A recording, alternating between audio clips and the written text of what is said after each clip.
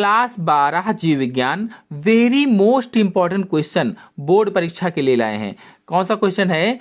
एक स्पष्ट एवं साफ सुथरे चित्र के द्वारा परिपक्व मादा युग्मकोद्भिद के 7 कोशिकीय और 8 न्यूक्लिएट यानी केंद्रकीय प्रकृति की व्याख्या कीजिए। यानी जो मादा युग्मकोद्भिद है उसमें 7 कोशिकीय और 8 न्यूक्लिएट या केंद्रक प्रकृति की व्याख्या करना है। मतलब ये भ्रूण कोश की व्याख्या करने को कह रहे हैं, भ्रूण कोश की। तो देखिए उत्तर लिखेंगे आवृतबीजी मादा युग्मकोद्भिद की संरचना, और फिर इसके बाद लिखेंगे अधिकांश आवृतबीजी पादपों का यानी एंजियोस्पर्मिक प्लांट का मादा युग्मकोद्भिद मतलब भ्रूण कोश, जो भ्रूण कोश है क्या है? मादा युग्मकोद्भिद कहलाता है। तो भ्रूण कोश 7 कोशिकीय यानी 7 कोशिकाएं उसमें होती हैं और 8 केंद्रकीय होता है। 8 केंद्रकीय, अभी चित्र से आपको अच्छे से समझा भी देंगे इसको। तो क्रियाशील गुरु बीजाणु यानी मेगास्पोर का केंद्रक समसूत्री विभाजन द्वारा 2 संतति केंद्रक बनाता है। देखिए जो क्रियाशील गुरु बीजाणु था भ्रूण कोश में, इसमें मेगास्पोर जो मदर सेल थी ये क्या करती है कि समसूत्री विभाजन के द्वारा 2 संतति केंद्रक बनाती है। तो देखिए यहाँ पर 2 संतति केंद्रक इसके बन गए हैं, 2 संतति केंद्रक इसने बना लिया है। तो कहा गया 2 संतति केंद्रक बनाती है, ये विपरीत ध्रुवों पर चले जाते हैं। एक ध्रुव पर ये चलाया है, एक ध्रुव पर ये चलाया है, तो ये विपरीत ध्रुव हो गए, विपरीत ध्रुवों पर चले जाते हैं।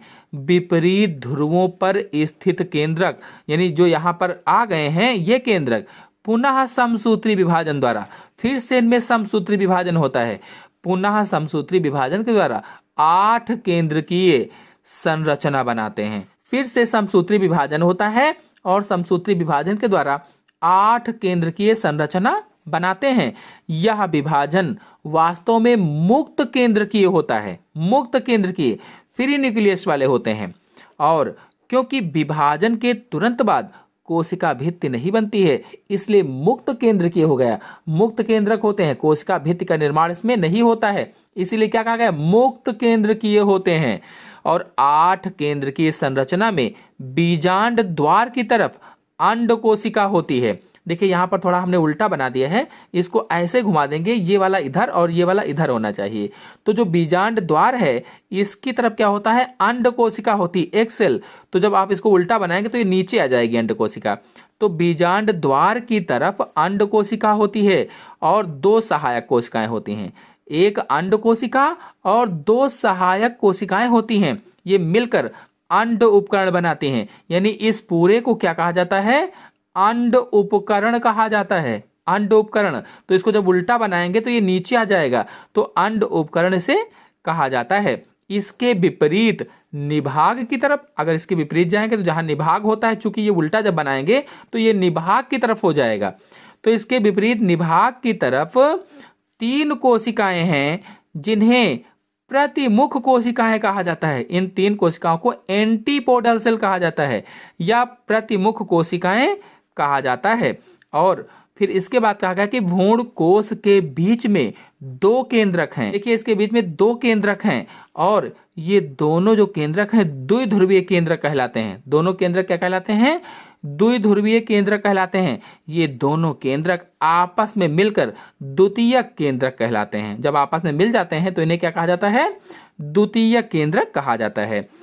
इस प्रकार से परिपक्व मादा युग्मकोद्भिद या भ्रूणकोश 8 केंद्र की, इस प्रकार से कितने हो जाते हैं केंद्रक? 1 2 3 4 5 6 7 8, 8 केंद्र की और 7 कोशिकीय, 1 2 3 4 5 6 7, 7 कोशिकीय। क्योंकि ये एक ही में मिल गया है तो 7, 3 3 6 और 1 7 हो गए। 7 कोशिकीय संरचना होती है। तो ऐसे बना देंगे और पूरा डिटेल से बता देंगे। इस तरह से आपको अच्छे से नंबर प्राप्त हो जाएंगे। आशा है आपको अच्छे से समझ में आया होगा। समझ में आया हो तो वीडियो को लाइक कीजिए और अपने दोस्तों में शेयर कीजिए। और यदि चैनल पर पहली बार आए हैं तो चैनल को सब्सक्राइब भी कर लीजिए। धन्यवाद।